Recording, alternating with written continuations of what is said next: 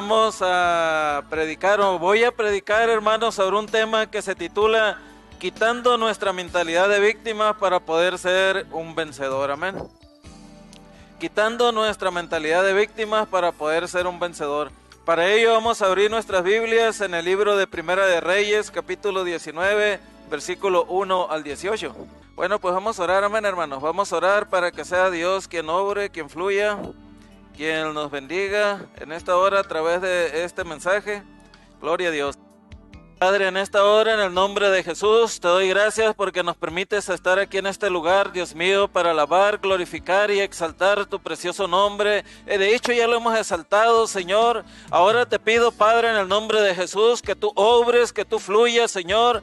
Te pido en esta hora, Señor, que tu Santo Espíritu se manifieste en este lugar, que quite de mi mente cualquier tipo de perturbación, Señor, que quite de la mente de cada uno de mis hermanos cualquier tipo de perturbación, sea interno, sea externo, pero queremos salir de este lugar bendecidos, queremos salir de este lugar, Señor, con nuestra copa rebosando de bendiciones espirituales, Señor. Queremos, Espíritu Santo, que tú toques lo más recóndito de nuestro corazón, porque solamente con tu toque, Señor, podemos enfrentar la vida, solamente con tu toque, Señor, podemos vivir conforme a tu voluntad, solamente, Señor, con tu presencia en nuestra vida, podemos ser más que victoriosos, Padre, en esta hora, en el nombre maravilloso de tu Hijo amado Jesucristo. Aleluya. Gloria al Señor. También reciban un cordial saludo personas que nos están mirando pues a través de las redes sociales. Amén. Que el Señor les bendiga. Ok. Miren, se dicen que los elefantes, hermanos, dicen, no, estuve leyendo eso, no me consta a mí, pero la gran mayoría dice, pueden tomar asientos. Dicen que los elefantes son los animales terrestres más grandes que existen en la actualidad. O sea, de los animales conocidos, ¿no?, que existen en la actualidad, son los animales terrestres más grandes. Quizás haya animales que uno no conozca que sean terrestres y que sean más grandes. Y lo que me llama la atención es que la trompa de un elefante cuenta con alrededor de 40,000 músculos. Nomás la trompa del elefante contiene 40,000 músculos. Y nosotros como humanos, por ejemplo, única y exclusivamente tenemos alrededor de más de 600 músculos en todo el cuerpo. Poquito más es lo que tenemos. El humano tiene eso, hermanos, poquito más de 600 músculos, y el elefante tiene alrededor de 40,000 músculos, ¿no? ¿Qué diferencia? Los elefantes, pues todos sabemos que son extremadamente fuertes, lo hemos visto en las películas, en los programas esos de animales, inclusive cómo derriban árboles. Inclusive hasta los animales más feroces, que es el león, uno de ellos, y que es catalogado como el rey de la selva, le tiene temor al elefante, le tiene respeto al elefante. Y sí es cierto que atacan a elefantes pequeños, de mediana edad, o elefantes que ya están viejos, que están a punto de morir, los atacan pues entre varios elefantes para poder así, entre varios leones atacan a ese tipo de elefantes para poder así pues convertirlos en su comida, pero por lo regular les tienen respeto a los elefantes. Sin embargo, se cuenta que en el mundo del circo se someten a los elefantes recién nacidos a un entrenamiento llamado cadena de control. Así le llaman de esta manera cuando someten a los elefantes pequeños en los circos para enseñarles pues una serie de acrobacias que tienen que hacer. En cuanto nace uno el elefantito, hermano, se le ata una pata o una estaca. No importa cuánto trate de soltarse, no puede lograrlo. ¿Por qué razón? Porque el elefantito está pequeño, la estaca está muy profunda y es una cadena considerablemente gruesa con un grillete que le atan en una de las patas al elefantito. Pronto el elefante se convierte en un elefante joven, pero se da por vencido y no deja y deja de tirar la cadena, ya no hace intentos por soltarse. ¿Por qué razón? Porque en su infancia lo intentó de muchas veces y de varias maneras y no pudo, de manera que cuando este elefante llega a la edad de la juventud, pues ya ni siquiera intenta liberarse, se da por vencido, deja de de tirar la cadena. Acepta el hecho de que no tiene la fuerza suficiente para liberarse. Imagínense un animal de esta magnitud, de este tamaño, de esta fuerza. Llega a la conclusión de que no puede liberarse de esa cadena, que está atado a una estaca de metal o a veces hasta de madera clavada en el suelo. Este elefante se queda en su mente infantil, o sea, se queda en su etapa infantil, a pesar de que posee la suficiente fuerza física para librarse con facilidad, hermanos. Carece de la capacidad mental y emocional para lograrlo. Ese es el problema del elefante, que con tanto sufrimiento que él sufrió cuando era pequeño, ahora ya adulto, este elefante carece de la capacidad mental y de la capacidad emocional para lograrlo. Es más, ni siquiera lo intenta. Y es por eso que en el pueblo de Dios, hermanos, miramos a muchas personas que carecen de la capacidad y emocional para librarse de las cadenas que los atan. Muchas personas sufrieron mucho en el pasado, estuvieron atados en el pasado, sufrieron horrores, pero cuando están en Cristo, dice la Biblia que son nuevas criaturas. Dice la Biblia de modo que si alguno está en Cristo, nueva criatura es. Las cosas viejas pasaron, he aquí, pues puras cosas nuevas hay. Sin embargo, por ese sufrimiento que pasaron en su infancia, pues ahorita a veces podemos ver en la iglesia inclusive hasta padres abusadores, o sea, me refiero a abusadores con su familia, padres irresponsables. Vemos, por ejemplo, en la iglesia, a veces, yo no me explico a veces cuando en la iglesia, cositas pequeñas, ¿no? Cositas pequeñas, que una persona se suena la nariz con un papel y lo tira, y ahí lo deja, no lo recoge, o toma agua, y cuando toma agua la botella, la tira, no la recoge. Y yo me pongo a pensar cuando veo ese tipo de actitudes y digo, se supone que somos nuevas criaturas. Se supone que alabamos, glorificamos, exaltamos a un Dios poderoso, a un Dios fuerte, a un Dios majestuoso, que no nomás nos hace que nos convirtamos en gente religiosa, sino que nos hace que nos convirtamos en personas que tengamos una relación viva, fresca y eficaz con Él, y que nos cambia en todas las áreas de nuestra vida, que mejora todas las áreas de nuestra vida.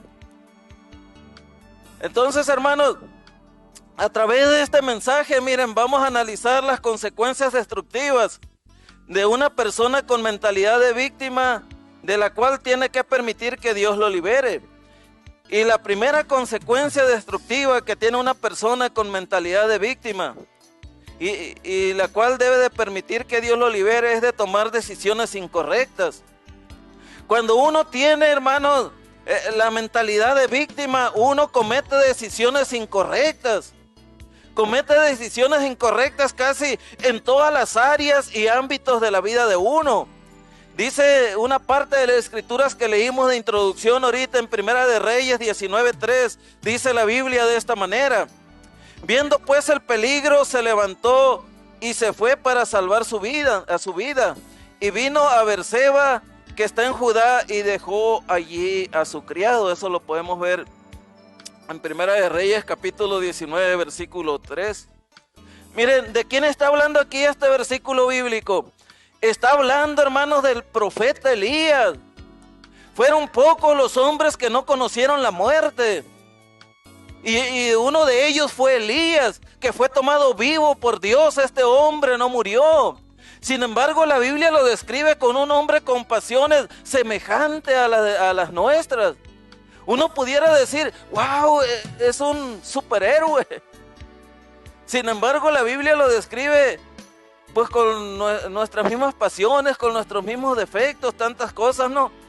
Aquí, hermanos, en este punto, Dios había llevado a cabo un milagro grandioso por medio de Elías. Él derrotó a 400 profetas de Baal.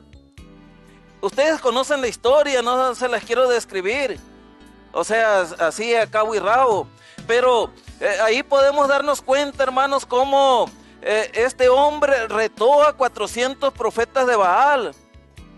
Y pusieron señales, y las señales que pusieron los profetas de Baal no se llevaron a cabo. Las señales que puso Elías, Dios se las contestó.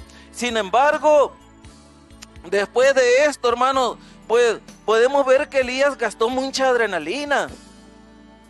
Cuando uno va a hacer algo, hermanos, uno consume algo excitante, algo fuera de lo normal. Uno consume mucha adrenalina. Y después de la adrenalina viene hasta cierto punto etapas así semidepresivas. ¿Por qué razón? Porque después que uno consume mucha adrenalina, el cuerpo se cansa. Cuando uno va a predicar, por ejemplo, que uno se va a subir aquí al púlpito y va a predicar, uno está consumiendo energía. Es por eso que y está derrochando adrenalina. Es por eso que cuando uno termina de predicar, a veces uno se baja cansado del púlpito, y más cuando uno ministra buen tiempo, uno se cansa. ¿Por qué razón? Porque se activó la adrenalina en uno. Y eso que ocurrió ahí con Elías, pues fue un derroche grande de adrenalina, hermanos. Imagínense enfrentar a 400 profetas de Baal, y todavía él mismo los mató, él mismo los degolló. Entonces, cuando ya después que posiblemente él se estaba recuperando de esa energía que había derrochado, la reina Jezabel lo amenazó la vida de Elías. Ella le dijo que lo iba a matar, que así como lo hizo él con los profetas, así lo iba a hacer ella con él. Y este hombre, hermanos, ¿qué creen que hizo? ¿Ustedes creen que se puso en una postura de decir, bueno, si Dios me dio en mi mano los 400 profetas de Baal, ¿cómo no me va a dar en la mano a esta bruja, a esta hija de Satanás, a esta mujer mala y perversa? Sin embargo, Elías no pensó de esa manera. Elías abandonó todo y huyó. Se llenó de temor, se llenó de miedo, hermanos. Cuando uno también se ve amenazado por diferentes situaciones, por diferentes cosas, uno también abandona todo, uno también huye de Dios. Cuando uno se ve amenazado por falta de dinero, o cuando uno se ve amenazado por la enfermedad, o cuando uno se ve amenazado por alguna otra cosa, abandonamos todo. Hay muchas personas que inclusive abandonan la iglesia, abandonan las cosas de Dios, descuidan su vida espiritual y huyen de la presencia de Dios.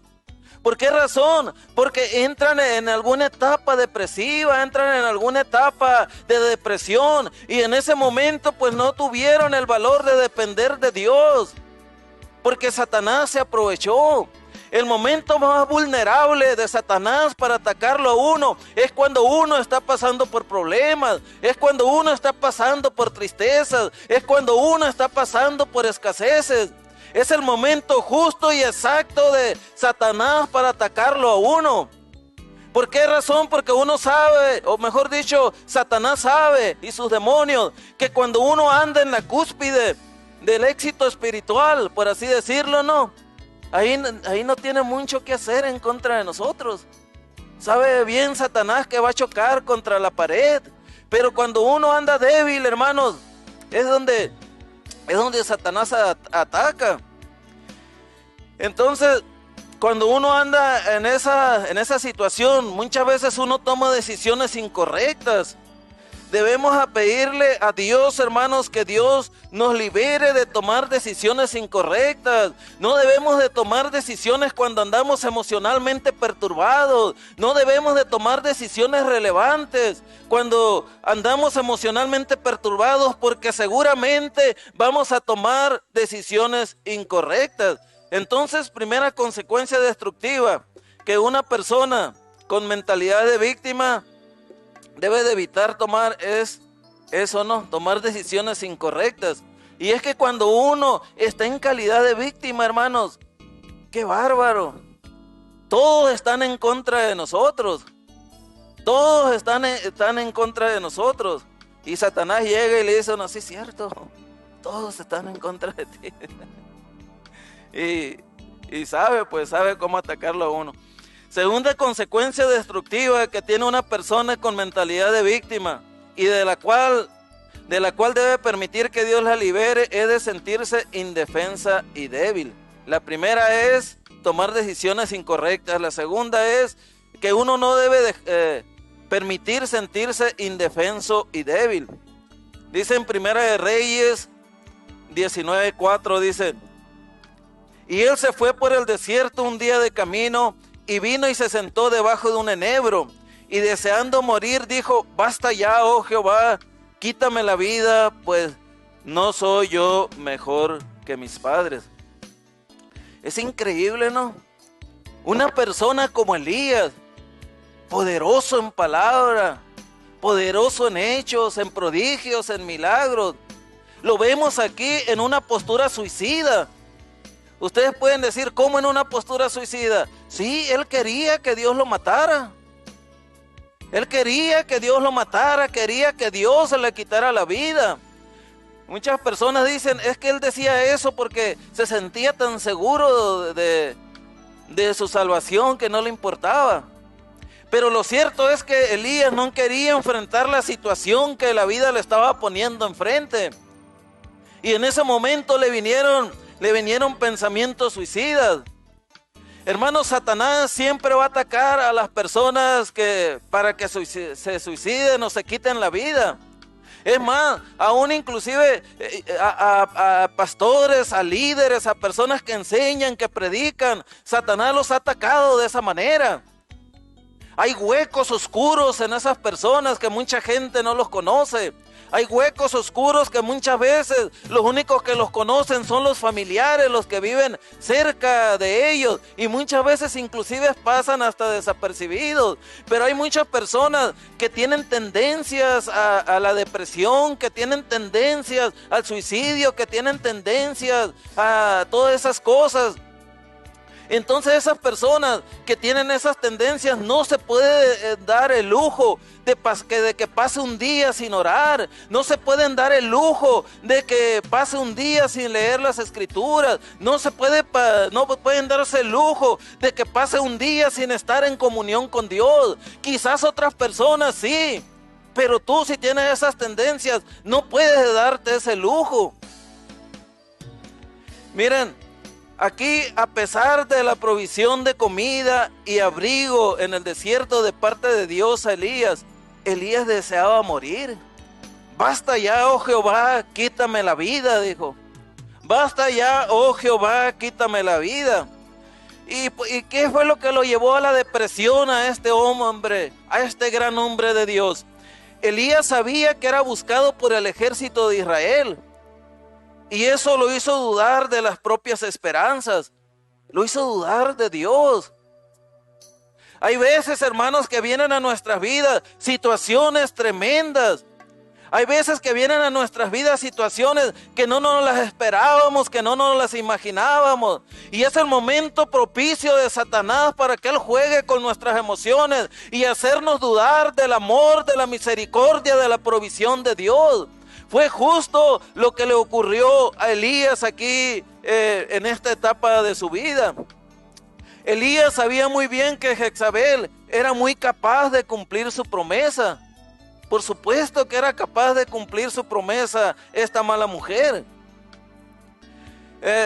Eso lo atemorizó y lo hizo por lo menos momentáneamente que perdiera la fe y el valor que tenía de parte de Dios. Y eso lo llevó al borde de la desesperación, al borde de la depresión. Amén. En este punto, hermanos, aquí en este punto o en esta etapa de su vida, en esta crisis, Elías pierde el deseo de vivir.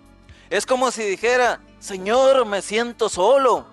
¿Cuántas veces, hermano, más de una vez nosotros hemos dicho: Señor, me siento solo? ¿Dónde estás tú en este problema? ¿Dónde estás tú en esta escasez? ¿Dónde estás tú en esta enfermedad? Más de una vez nosotros, hermanos, nos hemos sentido solos. Muchas veces, más de una vez, algunos de nosotros hemos dicho, ¿para qué seguir luchando si todo es inútil? ¿Cuánto se parece a nosotros este gran siervo de Dios, Elías? Amén. ¿O cuánto se parece a nosotros, o cuánto se parecía a nosotros este gran siervo de Dios llamado Elías? Tremendo, ¿verdad? Si nosotros nos sentimos indefensos y débiles, hermanos, tenemos que permitirle a Dios que tome el control de nuestra vida. Yo sé que cuando uno se siente emocionalmente perturbado, es muy difícil decirle al Señor que tome el control de nuestra vida. O es más, se lo podemos decir, pero a veces estamos luchando en contra de Él. Dios quiere tomar el control de nosotros, pero nosotros simple y sencillamente lo estamos haciendo a un lado, lo estamos deteniendo. Pero si nosotros nos estamos sintiendo de esa manera, indefensos y débiles, necesitamos permitirle que el Señor tome el control de nuestra vida. Tercera consecuencia destructiva que tiene una persona con mentalidad de víctima y de la cual debe permitir que Dios lo libere, es de asumir la responsabilidad de luchar por su recuperación emocional. Dice la Biblia ahí, hermanos, en Primera de Reyes 19, 14 al 18, dice de esta manera. Él respondió, o sea, aquí, ¿quién respondió? Elías, ¿no? Él respondió, he sentido un vivo celo por Jehová de los ejércitos, porque los hijos de Israel han dejado tu pacto, han derribado tus altares, han matado a espada a tus profetas, y solo yo he quedado, y me buscan para quitarme la vida. Y le dijo Jehová, ve, vuélvete por tu camino, por el desierto de Damasco, y llegarás y ungirás a Hazael por rey de Siria, a Jehú hijo de Nimsi, ungirás por rey sobre Israel, y a Eliseo hijo de Safat de Abel Meola, ungirás para que sea profeta en tu lugar. Y el que escapare de la espada de Hazael, Jehú lo matará. Y el que escapare de la espada de Jehú, Eliseo lo matará. Y yo haré que quede en Israel 7,000 cuyas rodillas no se doblaron ante Baal y cuyas bocas no lo besaron. Miren, en medio de su perturbación emocional aquí, Dios manda a Elías a actuar, amén. Dios manda a Elías a asumir la responsabilidad de seguir ejerciendo su ministerio y de luchar por su recuperación emocional. Cuando nosotros nos sentimos perturbados emocionalmente, hermanos, espiritualmente, nosotros a veces no queremos luchar por recuperar nuestra sanidad emocional.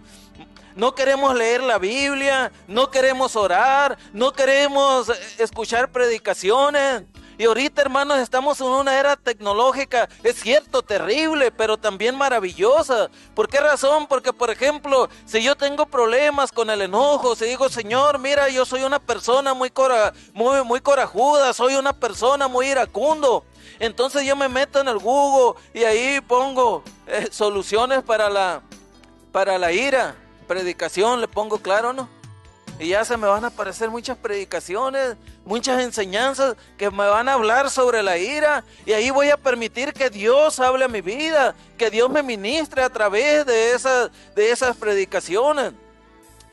Uno tiene que ayunar, uno tiene que leer las escrituras, uno tiene que orar, uno tiene que luchar por su recuperación emocional. Dios, hermanos, siempre nos va a confrontar con nuestras emociones. Siempre Dios nos va a confrontar con nuestras emociones. A veces habemos personas tan emocionalistas y esas emociones a veces las manifestamos en ira, en enojo. A veces esas emociones las manifestamos todo lo contrario, en quedarnos callados. Vamos acumulando todo eso y de repente, pum, sale un huracán en nosotros y no sabemos ni por qué, pero son las emociones nefastas que nosotros las estábamos guardando. Dios confrontó las emociones de Elías y lo mandó a actuar.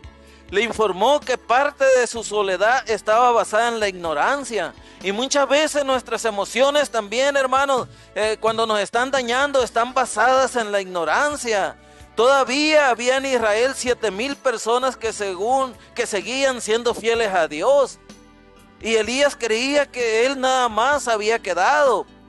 Pero había 7,000 personas que no se habían rendido a Baal, amén. Entonces, hermanos, a través de este mensaje, miren, analizamos las consecuencias destructivas que una persona con mentalidad de víctima tiene y es importante que permita que Dios la libere. Primera consecuencia destructiva, debe de evitar tomar decisiones incorrectas. Cuando estamos emocionalmente perturbados, evitemos tomar decisiones importantes, amén, excepto aquellas que sean para ponernos bien con el Señor. Segunda consecuencia destructiva que uno debe evitar es sentirse indefenso y débil. La Biblia dice que diga el débil, fuerte soy, amén. Sí es cierto, en mi humanidad, en mi manera de ser como humano soy débil, pero en Cristo soy fuerte, hermanos. ¿Por qué razón? Porque el Señor está conmigo, porque el Espíritu Santo está conmigo. Tercera consecuencia destructiva que debemos evitar es no asumir la responsabilidad de luchar por nuestra recuperación mental. Tenemos nosotros que alivianarnos, hermanos. Yo soy el que tengo que orar, yo soy el que tengo que leer la Biblia, yo soy el que tengo que tener una comunión, una relación diaria con el Señor. Solamente así voy a salir bendecido. Dios tiene trabajo para nosotros, aun cuando sentimos miedo, temor a fracasar, Él confía en nosotros. Aun cuando yo tengo miedo, tengo temor de fracasar, porque cuando yo pienso así de esa manera, pues estoy pensando en mis habilidades, estoy pensando en los talentos que tengo, estoy pensando en todas esas cosas. Y a veces no las miro muy capaces, no miro que yo tenga talentos muy capaces, que tenga habilidades muy capaces. Y a veces me pongo a pensar en que debería hacer cosas para Dios y tengo temor del fracaso. Pero aún a pesar de nuestras debilidades, hermanos, aún a pesar de nuestras escaseces en todas las áreas de nuestra vida, Dios confía en nosotros, porque nosotros no vamos a hacer las cosas con nuestras propias fuerzas. Es Dios quien las va a hacer a través de nosotros. Miren, Él, hermanos, va a apoyar y fortalecer los ministerios que Él nos ha confiado. Ustedes pueden decir, pues, ¿y cuál ministerio? ¿Cuál ministerio? De que tiene ministerios, tiene ministerios. De que no quiera esforzarse, de que no quiera sacrificarse para llevarlo a cabo, para trabajar en la obra del Señor, para ensanchar el reino de los cielos, para cumplir la voluntad de Dios. Eso es punto y aparte. Pero de que tiene ministerios, tiene ministerios. Usted me puede decir, pues, ¿y cuáles son? Pues, búsquenlos. Órele al Señor, lea las Escrituras, lea libros que hablen sobre los ministerios, pero libros cristianos no vaya a ponerse a leer unos libros de los testigos de Jehová o de los mormones, porque al rato ibas a andar en la baica o con el maletincito ahí, ¿no? Entonces, tiene que ser libros buenos, amén. Entonces, miren, hermanos, Dios siempre tiene más recursos y personas que las que nosotros conocemos para apoyar y fortalecer el ministerio que Dios nos ha concedido.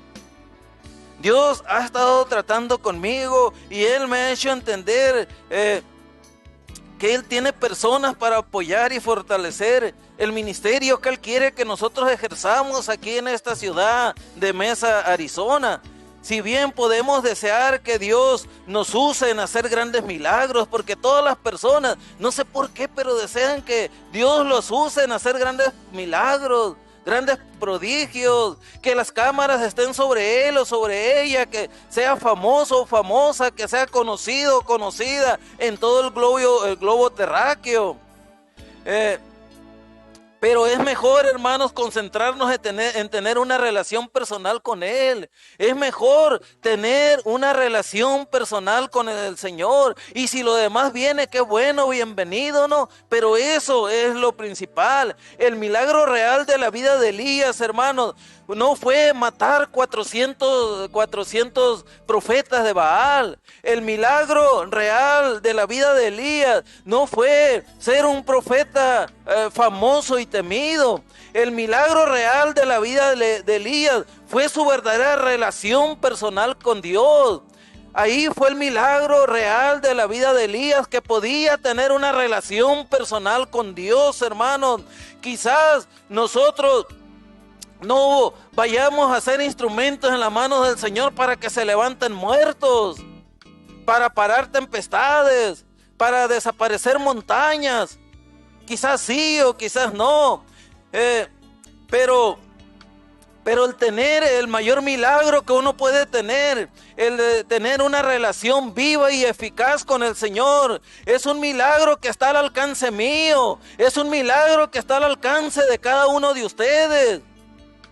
Es un milagro maravilloso el tener una relación viva y eficaz con nuestro Señor Jesucristo. En la mañana, el gozarnos, antes de hacer cualquier cosa, el decirle al Señor por lo menos: gracias, Señor, mira, gracias por darme otro día más de vida, gracias por darme este trabajo, gracias por darme la salud, gracias por darme a mi familia. Gracias, Señor, por todo eso. Es maravilloso eso, hermanos. Es tener una relación con el Señor.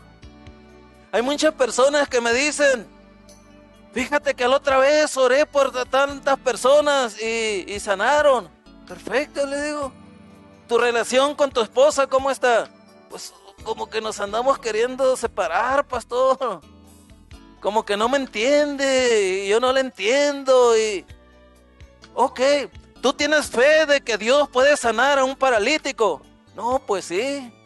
¿Tienes fe que Dios le puede dar la vista a un ciego? No, pues sí. ¿Y no tienes fe para que Dios pueda restaurar tu matrimonio?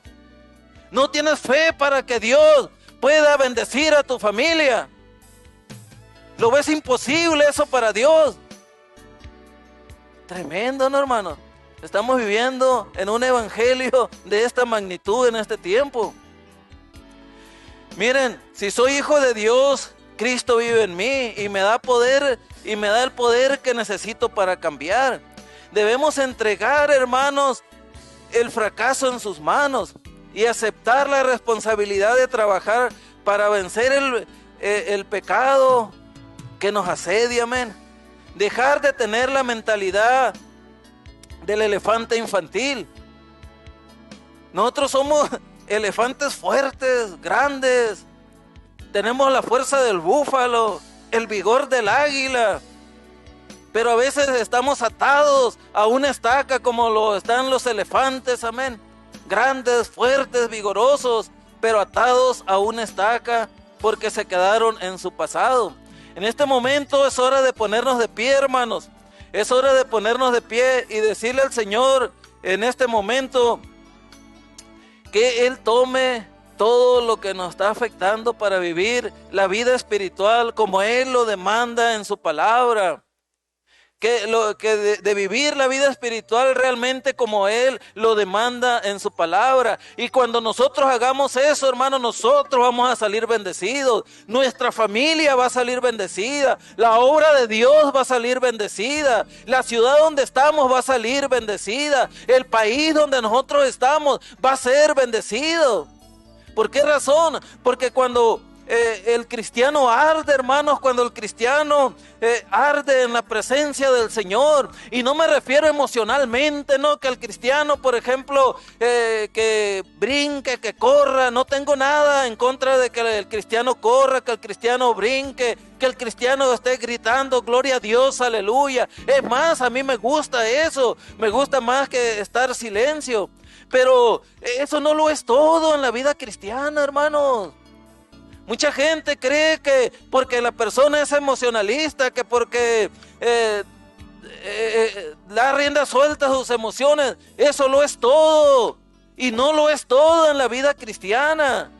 Uno debe de tener una relación viva y eficaz con el Señor y manifestarse en todas las áreas y ámbitos que les he mencionado. Así que vamos a ponernos de pie, hermanos, y vamos a orar y vamos a decirle al Señor que Él tome control de esa área que está perturbándonos todavía en nuestra vida, de esa área que no nos deja crecer espiritualmente como nosotros quisiéramos, de esa cosa, hermanos, que no nos deja tener la libertad espiritual que deberíamos de tener, de esa cosa que no nos deja ser un mejor esposo, un mejor padre, un mejor vecino, un mejor trabajador, un mejor patrón. Necesitamos en esta hora poner esto en las manos de Dios, amén. Padre, en esta hora, en el nombre de Jesús, Señor, aquí estamos, Señor, en esta hora poniéndonos en tus manos, Señor. No queremos, Señor, ser como el elefante de la ilustración, Señor. No queremos, Padre Celestial, estar atados, Señor, a esas cadenas, Padre Celestial, que pudiéramos arrancarlas y no lo hacemos, Señor, porque no queremos luchar, porque no queremos esforzarnos, porque no queremos someternos a ti, Señor. Pero necesitamos, Padre Celestial, hacerlo. Yo no sé cuáles sean los problemas que tienen mis hermanos aquí presentes. Yo sé los míos, Señor, pero no sé los de ellos. Te pido, Padre, en el nombre de Jesús, que tú obres, que tú fluyas, Espíritu Santo, que tú estés rompiendo cadenas en este momento, que tú estés rompiendo yugos, Señor, aleluya. Yo sé que cada uno de mis hermanos aquí presentes tienen un potencial tremendo, tienen un potencial grande y maravilloso, dones y talentos que tú has puesto en cada uno de ellos y de ellas. Oh Padre Celestial, Señor, en el nombre de Jesús fluye, en el nombre de Jesús obra, en el nombre de Jesús, Señor. Liberta, Señor, mentes cautivas en este momento, Señor. Liberta mentes cautivas en este momento. Liberta espíritus cautivos en este momento, Señor. En el nombre de Jesús, Padre, en el nombre de Jesús. Gracias, Señor. Aleluya, gracias, Padre. Permite que mis hermanos, Señor, al igual que yo, tengamos la suficiente fuerza, Señor, para luchar, Señor, y ser libres de cualquier cosa que nos ande asediando, Padre, en el nombre de Jesús. Aleluya.